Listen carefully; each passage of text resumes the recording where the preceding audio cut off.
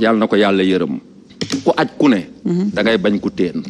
mais Néné. oui alors Néné bu fekkee ne nag laajte mën na créer ay martyrs je jure de chercher un marteau pour te martyriser parce que tu passes tout mais voilà mais voilà vraiment voilà kon yow bii dañ laa war a arrêté tey def nga contrôle judiciaire vraiment voilà en plus yi ñuy laajte yëpp fu nekk la ñuy dugg justement peut-être de manière ramassée Djibril on a vu mais nag nen aussi foofu si vous me permettez ma terminer rek aussi li gars yi wax xam nga Adji Soumaré rek aussi du n'importe qui oui man je crois que am na loo xam ne bu koy laajte aussi c'est parce que teg na fu leer xëy na dafa bañ a feeñal ay sources am mais tëbul rek nelaw ci ay yeewu ci ay nelaw rek laajte ba pare la muy laajte daf ne 7 milliards un chiffre exact jox nga ko 7,5 waaw presque 0,9 presque 8 milliards donc ku dem bu tudd loolu c'est parce que la muy wax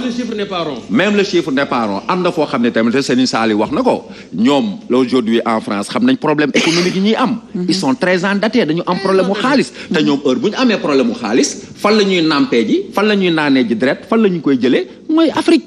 Oui, mais parmi les présidents yi nga xam ne dañu bokk ci France Afrique. mais professeur à quoi on s'attend si on pose bu fekkee dañuy poser ay questions di xaar ay réponses au président de la République am fu lu leer foo ko teg ba pare di bañ te voiler sa ay sources.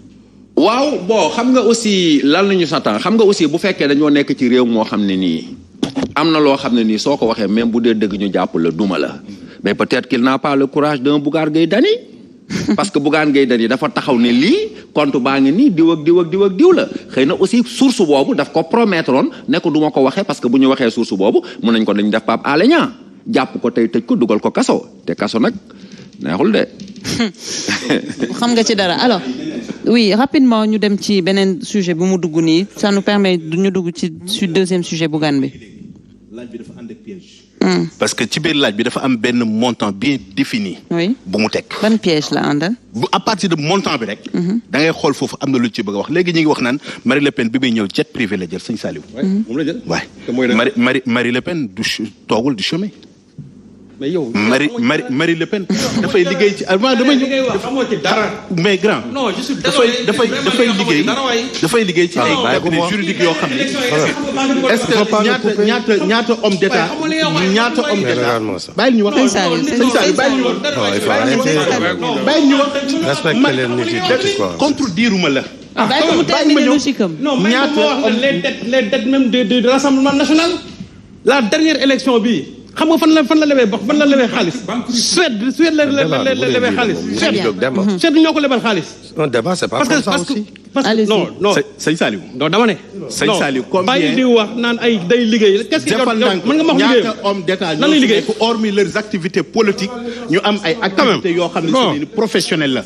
et moom bokk na ci xam ni jet privé dafay liggéey ci ay dans sa vie ñaari yoon la jël jet privé deux fois dafay nekk di am ay activités. et depuis lors non nit bu wax dara aussi na koy xam moo gën confronté benn problème ci d'ordre juridique ak li nga xam ne si moom moo di. sunu loi yi fi nekk. d'accord donc est-ce que y a pas raison dara kon da nga koy maîtriser sabab yaa may dégg mu war fee ñëw de manière que bi ñu xoolee ni fi mu toll nii depuis quelque temps lan moom moo am question juridique bi ñu posé moom moo jëm ci troisième candidature Macky Sall. est-ce que ñëw fi woon ci cadre boobu pour seet naka lañ ko mën dimbal depuis lors que bi ñu gisee ni Marie Le Pen jóge na fi ba léegi dimbali président ci troisième candidature bi ci xam nga interprétation yi nekk dafa bari interprétation mën na nekk mënta nekk depuis lors lan moom moo fi xew sëñ Saliou gis nga activité professionnelle nit kenn du ko ba ñiy liggéey ci ay cabinet juridique bari na fi may ma ñëw day analyser tamit non dama la bëgg wax ne yow man nee ko les 7 milliards nit bu wax dara aussi day fekk nga xam li nga xam mooy lan dama ne d'accord le Rassemblement national élection France yu mujj yi amul lu benn banque bu leen nangoon lebal sinon la banque Suède ñoom ñoo leen abal xaalis. effectivement man soo bëggee ma wax la actuellement ñoom yan ñaata dette moo leen topp fi ñu toll nii. très bien dama dégg non may wax na pare gu ma non je précise. dama ne durant sa vie Marine Le Pen dama ne 2 fois la jël jet privé la 2 fois bii mooy deuxième fois bi beneen bi mooy bi sur l'invitation de Trump boobu la am jël jet privé te boobu américains yi ñoo ko financé bii muy ñëw fii man jëm dama ne Philippe Bon la àndal Philippe Bon c'est qui? C'est un apporteur d'affaires. Très bien, vous l'avez dit, Seigne Saliou. Mais raison pour laquelle nga war a mën a nag léegi carrément sur le dossier. Djibril, juste rappeler que... da ngay wax loo xam mooy da ngeen di insinuer loo xam ne n'insinue rien. Man li may wax dama ko xam. Da ngeen di insinuer. Je n'insinue rien. S'il vous plaît. Damay wax dama koy wax et c'est chiffré. Juste comprendre, Djibril. non doguma la sax une seconde rek non doguma la dafa am lu ma ciy fàttali rek parce que gis nga lii du fi gan gis nga Peter Botta raciste bi doon jàpp noir di rey bi ko France recevoir mu dem fa Thomas Sankara dafa wax le président français je crois que c'était jusqu'à destin xamatuma que ni yéen ñëpp vous buvez le sang des noirs loolu moo tax ñu rey ko. D'accord. Alors, Djibril, il faut comprendre également que Noumbelane, c'est un débat interactif. Donc, moom su waxee dara Serigne Saliou am envie d'intervenir, je pense que... mën nañ ko dagg Serigne Saliou buy wax. Si vous voulez. C'est bon, on y va. Bu fekkee ni que dafay wax loo xamante ne yow bëgg nga permettre rebondir. On peut rebondir. Je pense que Noumbelane, s'il te plaît. Oui, Serigne Saliou. Ne te mets pas dans cette posture, Djibi, toi aussi. Serigne Saliou, s'il te plaît, yow tamit. Ne te mets pas dans cette posture. Ça, c'est entre moi et Kader. S'il te plaît. S'il te plaît. Voilà. Donc, Noumbelane a toujours été comme ça. Donc, je pense que c'est logique. Alors, peut-être juste rebondir pour fermer cette parenthèse. Ñu tëj parenthèse boobu entre Marine Le Pen recevoir nañ ko waroon nañ ko recevoir waruñu ko recevoir. Tout à l'heure, vous avez am na ay propos yoo ci jot a teg ne mën nga comprendre président de la République lu tax mu recevoir ko mais le peuple sénégalais peut-être jotoon na ñoom explication lan moo tax lan la fi Marine Le Pen doon def pour rassurer un peu le peuple sénégalais parce que ñoom it comprendre ñu pourquoi le président de la République a voulu recevoir. Man li fi Marine Le Pen doon def mais je vais dire yenn propos yoo xam ne naa ko relever professeur quand il parle tout de suite de philosophie questionnement mais le questionnement que la philosophie dont la philosophie parle bi philosophie di wax du lii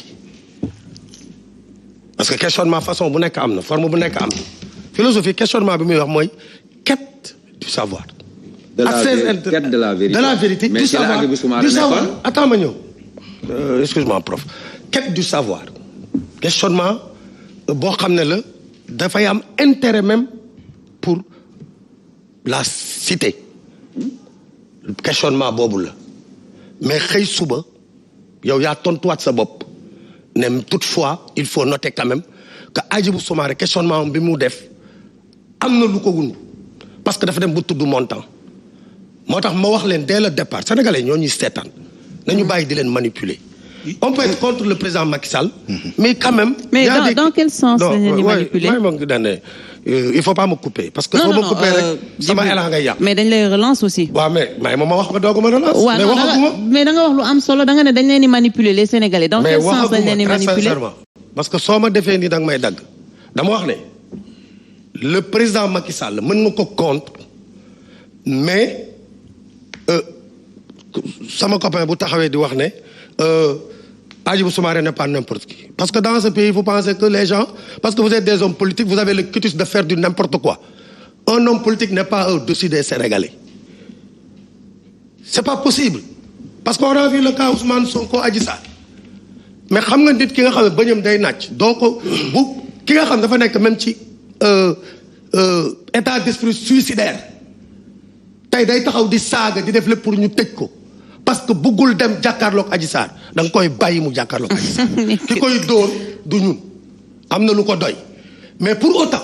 mais dossier boobu personne n'a le droit non damay joxe un exemple parmi tant d'autres les hommes politiques vous n'avez pas le cutus de dire des contre-vérités ba pare ne doo leen tontu devant la justice. Hadjibou Soumaré c'est un citoyen comme tout le monde futur premier ministre mon frère autant que Bougane autant que d'autres personnes. réew mi dafa am ay charte mënoo xëy suba man en tant que citoyen je n'ose pas taxawul dina saaga su ma la saagee yoon dal sama kaw je suis sous le coup de la loi dafa am ay charte yu tegu ci réew mi réew noonu lay doxee on n'est pas dans le désordre donc Hadjibou Soumaré yaa leen ko waxal seen bopp en fin de compte il a même donné un chiffre rond Serigne Saliou madame Marine Le Pen du 2 fois la def jet privé 2017 Tchad jet privé le loué Idriss Déby recevoir ko et je vais vous dire une chose tu sais le président n'est pas vous le président n'est pas moi tey jii professeur il est là en tant que professeur boo ko nemoon tout de suite ministre de l'éducation nationale day différent ses positions parce qu'il défend plus sa personne et ses positions il défend une république le président de la république n'est pas comme nous Peter Botta laa la wax beaucoup de régimes africains parlaient avec Peter Botha. L'apartheid, nous tous on a combattu l'apartheid. Mais sans quels sont ces régimes? Beaucoup de régimes. Quels sont ces régimes? Mais même au Zimbabwe. Quels sont ces régimes? Même au Zimbabwe. Quels sont ces régimes? Parce que, attendez, mais vous pensez comment les gens négocient? Quels sont les régimes qui parlent avec Israël. Quand les pays arabes avaient signé tous pour dire que jamais avec Israël, vous me dites, le temps il y aura Sadat. Il n'y avait même pas de parce que l'Égypte a discuté avec Israël. Mais, discussion, même Hitler, pendant la Deuxième Guerre mondiale, il y avait des canaux d'échange entre les belligérants et les alliés et l'axe Italie, Hitler, Mussolini, Hitler et autres.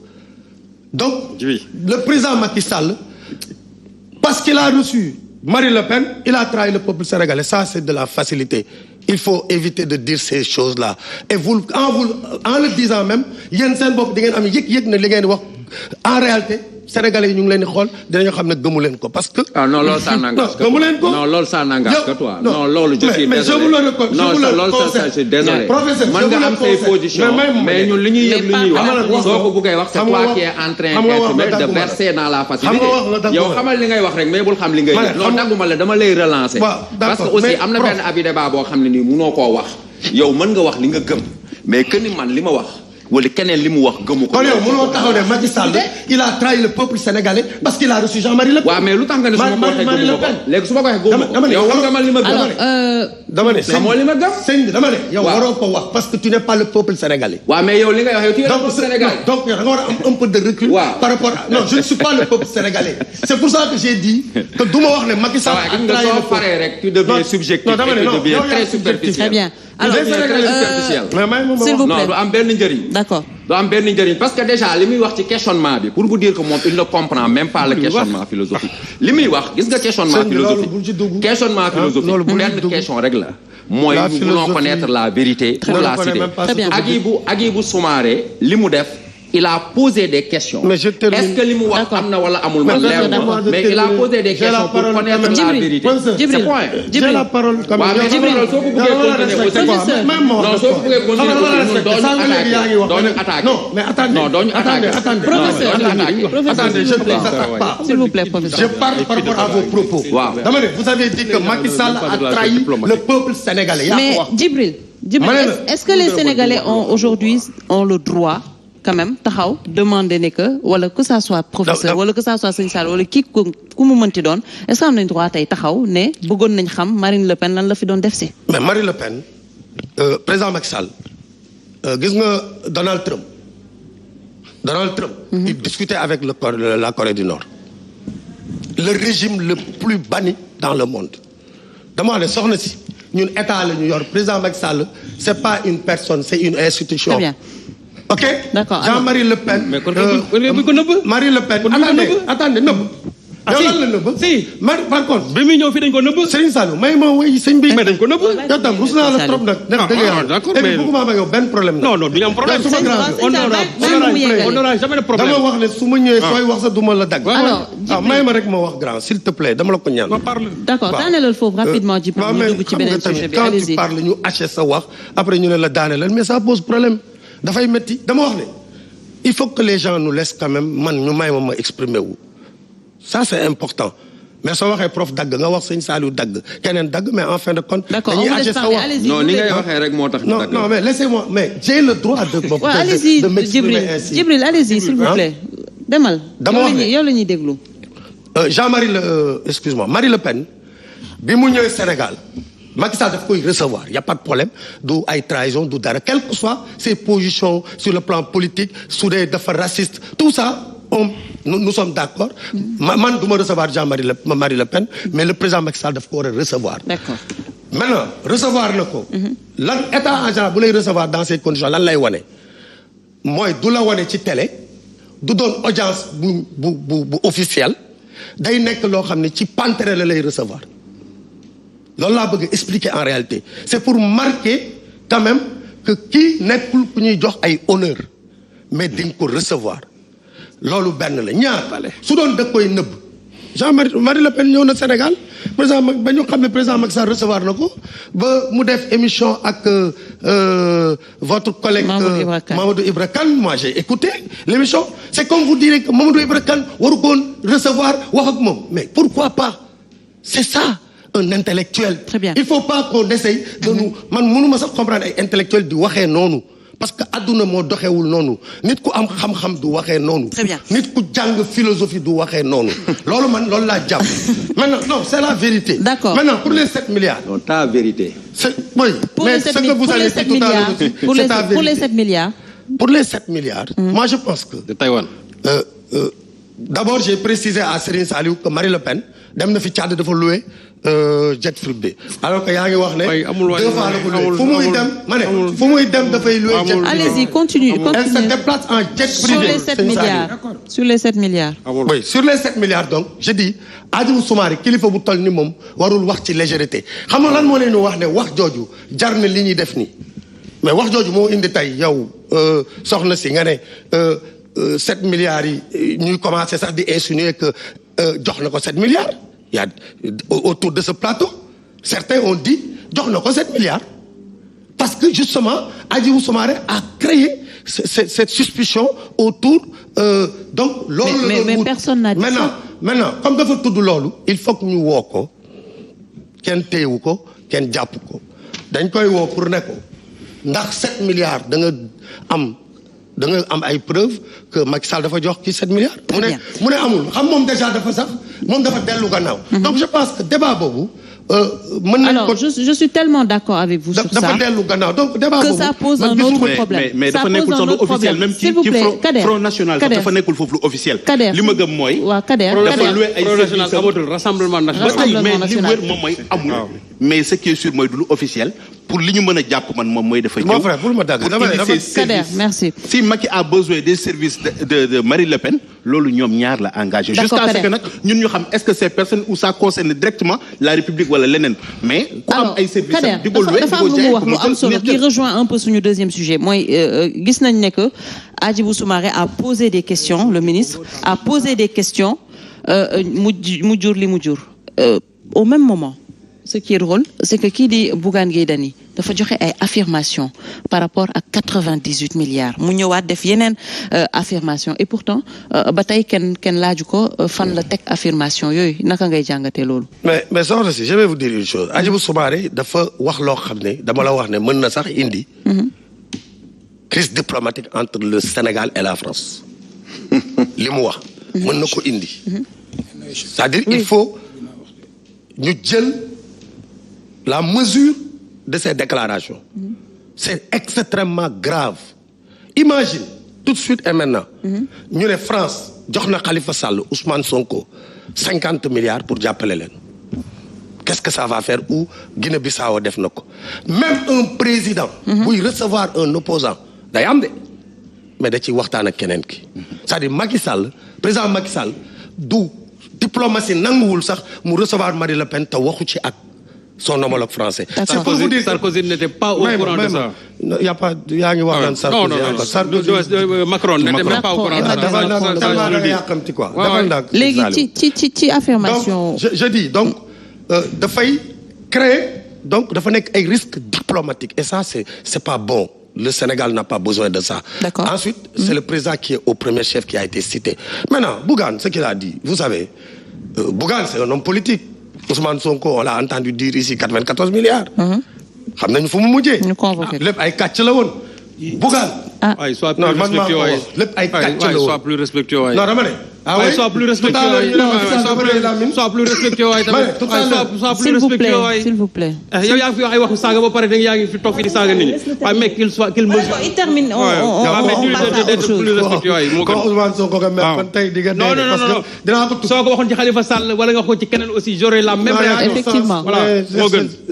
soit plus respectueux moo gën. soit plus respectueux. pourquoi yow suma grand nga foofu laa jëm ma ne. pourquoi donc dama ne ay kàcc la ñuy def souvent di wax ne détournement 94 milliards qui n'a jamais été prouvé au contraire dafa amoon intérêt ci dossier boobu. 94 milliards nañ ci dëkk léegi 94 milliards yi kon dinaa pas lire le rapport de l'OFNAC. déglul. 98 milliards le rapport de l'OFNAC. oui. dégg ma déglu de. waaw mais Djibi aussi vraiment tamit li ngay wax nag aussi da ngay am foo koy tege tamit. le rapport de l'OFNAC ñoom ñoo génn. sur les 98 milliards. allez-y Djibril faut voir le rapport de l'OFNAC. mais Serigne bi jàppale ma nag yow tamit. mais aussi boobu léegi c'est toi qui monopolise la parole ñoo aussi dañoo bëgg a wax. waaw mais non mais vous voulez parler. Sëñ Saliou vous voulez parler mais vous l'écoutez aussi su daal la ñu ñëw. mais aussi Djibi aussi mënul ko di wax rek ñun ñu toog di ko seetaan. on va pas y arriver. Les Sénégalais jugeront en tout cas. Sénégalais ñu ngi lay xool. Djibi, la question est très claire. Pourquoi ñu joxe affirmation yooyu il n'a pas été convoqué. Bougane, c'est un citoyen, c'est un homme politique. Oui. Il a interpellé. Je ne sais pas sous quelle forme. Ça, je ne le sais pas. Mais en tout cas. Une forme affirmative, en tout cas. Oui, une forme affirmative. Maintenant, dire que l'argent est dans un compte ne veut pas dire que l'argent est détourné. Parce que, les services publics, l'État n'a pas le droit de mettre l'argent dans des comptes bancaires. C'est archi faux. Rien ne l'interdit. On a des projets au ministère de la Santé, à des ministères dont l'argent est logé à la SGBS. Ça, c'est pas interdit. Nous, on est des comptables publics. Moi, j'ai géré des projets où l'argent est dans les banques. Il faut qu'on arrête de tromper les Sénégalais. Donc, ministère des Finances, Trésor, man, j'ai géré des projets où l'argent est logé à la SGBS ou dans une autre banque. Et que ce projet... Tu as fauté. Tu n'as pas respecté les règles de la comptabilité publique. En tant que comptable, franchement, s'il te plaît, Djibril. Il faut qu'on arrête. Je dis, les programmes palu, tuberculose, tabac ont des comptes bancaires dans les banques. Interdire. Maintenant, l'État, pour des besoins de rationaliser, parce que l'État te donne 50 milliards, nous devons un compte banque. Nous devons l'État pour nous mobiliser un problème. Nous rationaliser plus, nous éviter d'ouvrir plusieurs comptes. Mais ce n'est pas interdit. Donc, qu'est-ce qui s'est passé au niveau de ce ministère? Mais Mansour Faye en a parlé clairement. Nous avons un projet pour la rénovation des voiries dans 50 zones. Nous signons oui, ils ont signé un contrat. L'argent doit être versé dans un compte. Ils n'ont pas encore reçu l'argent. Il a fait ce qu'on appelle un crédit relais. Un crédit relais, tout le monde le sait. C'est quand tu ne peux pas attendre. Tu veux démarrer tes projets, on doit te donner l'argent dans 7 mois. Toi, tu ne peux pas attendre dans 7 mois. Tu discutes avec la banque, tu ouvres là-bas le compte. La banque te donne un crédit relais sur 6 mois, tu démarres. Dès que l'argent vient, la banque va prendre son argent et son intérêt. Donc, il n'y a pas de détournement. Il faut qu'on évite de tromper les Sénégalais. Il faut qu'on leur dise la vérité. Est-ce que ça s'est passé comme ordre de service, ordre de service, ordre de service. Très bien, merci. Les gens disent que am na détournement. D'accord. Product dañu joxe ordre de service avant le contrat, c'est faux. Ordre de service mën nga ko joxe dès que le titulaire du marché est désigné. Merci Djibril. Amul fraude, amul dara. Très bien. C'est prévu. Moussa. Allez-y. Xam nga tey li ma jaaxal mooy bu mu toogee fii di wax sama waa ji nekk fii di défendre l'indéfendable. Dañuy gis ni sénégalais li leen di jaay mooy le principe de monarchisation de la République. Il y a un duo infernal au Sénégal, à savoir Mansour Faye ak Macky Sall. Tey gis nga projet bii ñuy wax nii projet la boo xam c'est un plan spécial de désenclavement du Sénégal. Montant initial bi dafa waroon nekk 628 milliards.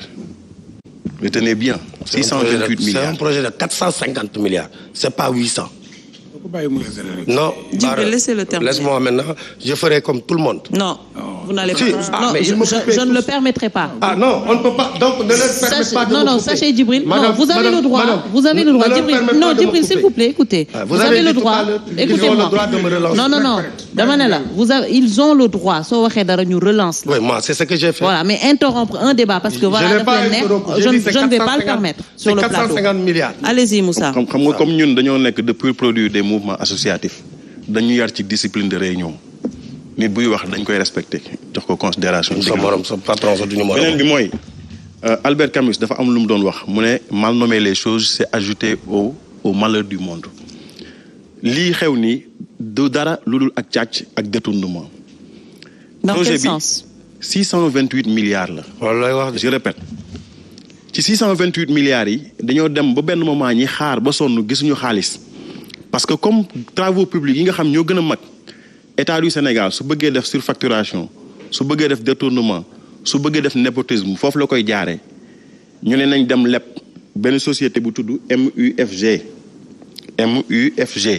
lañ dem leb xaalis ci turu état Sénégal parce que président Macky Sall moom moo leen jox garantie souveraine mi ngi leen ko jox le 6 janvier 2022 garantie souveraine président Macky Sall moo ko garantir mu nekk loo xam ni sénégalais lambda bi moom moo ko war a fay muy man yow Serigne Saliou Hadjibou Soumaré président Bougane Gueye Dany président Ousmane Sonko ñun ñëpp ñoo ko war a fayandoo bi ñu demee leb xaalis ñu leb 100 milliards ñu jox leen 98 milliards parce que intérêt yi ñu ciy génne 98 milliards yi bi mu ñëwee ñu ngi ko logé ci benn banque bu tudd FBN banque foofu lañ ko logé numéro compte bi président Bougane Gueye communiqué na ci mi ngi terminé 160 la terminé. bi ñu jëlee 98 milliards yi dañoo dem ci benn banque daal di fay loger xaalis bi sous forme de prêt DAT maanaam jël xaalis bi abal ko banque bi comme boo ko abalee banque bi day générer ay intérêt yooyu muy générer aussi ñu ubbilaat ko beneen compte. pour mën a capitaliser wala intérêt yi. tu racontes des histoires c'est pas vrai. Allez-y, continuez. xam nga man. j'abhorre le mensonge. J'abhorre le mensonge. amul. yonent Yàlla Muhammad alayhi salaatu wa salaam dafa am lu On vous écoute, Moussa, yow rek la ñuy déglu. man raa minkum munkaran falyughayyir bi yadihi wa in lam yastati fa bi lisaanihi wa in lam yastati fa bi qalbihi li président Bougane ngay def mooy dénonciation fexe ba sénégalais yi am information ci liy xew ci suñu république. gis nga bu ñu jëlee xaalis bi dem déposer ko sous forme de prêt mode DAT mooy dépôt à terme xaalis bi li muy générer comme intérêt dañoo jël beneen compte ubbi ko compte boobu mi ngi tudd ASGC UK Sénégal toujours ci FN Bank bi te toujours les services du ministère de Mansour Faye ñoom ñooy gérer loolu ñoom ñoo nekk les principaux signataires à l'insu du trésor public ba léegi gisul xaalis bi gisul dépôt initial bi gisul intérêt yi nga xam ne mooy tukkee ci xaalis boobu ñu lebal banque bi parce que tey su la neexoon tey nga jël 50 milliards dem ci benn banque lebal ko chaque mois intérêt yi muy génnee da nga ciy mën a am lu bari donc loolu ñu ne ministère des finances yëgu ko jusqu'ici contrat bi recevoirul la signature du ministère des finances jusqu'ici trésor public gisagul xaalis bi tey damay rappeler benn affaire boo xam ne dafa am importance muy trésor public dafa am lu ñuy wax le principe de l'unicité des comptes.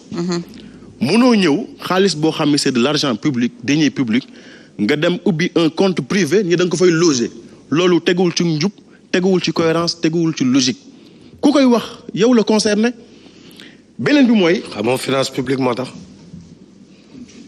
xamoo aucune notion de finance publique. gis nga terme contrat yu mel nii la signataire ne doit être que le trésor public. trésor public rek moo war a jël xaalis bi moom moo war a valider moom moo war a approuver ministère des finances moom rek moo war a approuver contrat bi te gis nañu xaalis bi ñëw na Ndakaaru dugg ci ay compte te compte yooyu bokkul ak compte yi nga xam ñoo nekk trésor public ay compte privé la loolu mooy interpellation bi nga xam mooy li président Bougane Gueye di wax ci les 98 milliards mu am loo xam nag daf ñu koy indil parce que ñun dañ jàpp ni sénégalais yëpp dañoo am droit au bonheur c'est un idéal démocratique démocratie yemul rek ci wax liberté d'expression ou bien liberté d'opinion ak yu ni mel mais dafa egg ba ci droit au bonheur parce que tey sénégalais yëpp dañoo am droit ci xaalis bi bu dee projet bi li mu wundu woon mooy fexe ba désenclaver le Sénégal à coût de plusieurs milliards mais sénégalais yëpp ñoo ci am droit mais bu fekkee ni dafa am de tierces personnes ou bien une tierce personne moom mooy jël accaparer ressources yooyu pour ses intérêts crypto-personnels ñun dañu am interrogation boo xam moom lañ ciy def te leen li nga xam ne c'est non moins important mooy le président Bougane Gueye Dany bi mu ciy wax dafa joxe détails yëpp de manière très précise wax na leen xaalis bi kañ le président Macky Sall signé lettre de garantie bi muy le 6 janvier 2022 wax na leen compte bi mu njëkk atterrir wax na leen tamit intérêt yi ci ban compte lay dugg loolu amul dara lu ko gën a leer dafa leer nañ ni xaalisu Sénégal boobu mooy 98 milliards yooyu demul ci loxo yi nga xam ne ñoom la war a dem kon léegi interpellation bi lan la war a wundu mooy le palais de la République dafa war a tontu communiquer ak sénégalais yi ci xaalis bi nan la duggee Sénégal ci yan anam la duggee ak ci yan loxo la dem lan moo tax mu atterrir ci ay comptes privés loolu moo ëlëm sénégalais yi loolu moo tax président Bougane génn di wax waaye ñu jàpp nañu ni bu ñu amoon justice boo xam ne dafa tëddee njaaxaanaay jàpp nañu ñi nga xam ne dañ leen a tudd wala ñu leen di insinuer ci lu dem nii justice dafay autosaisir bu ko defee ñu ubbi ci ay informations judiciaires parce que xaalis la boo xam ne nekkul lu ndaw xaalis la boo xam ne dañ jàpp ni dans un pays pauvre très endetté lañ ko indi ba pare jaarul ci anam bi nga xam fa la war a jaar loolu moo nekk suñu inquiétude pour le moment. D'accord. Alors Sidi, on a l'impression que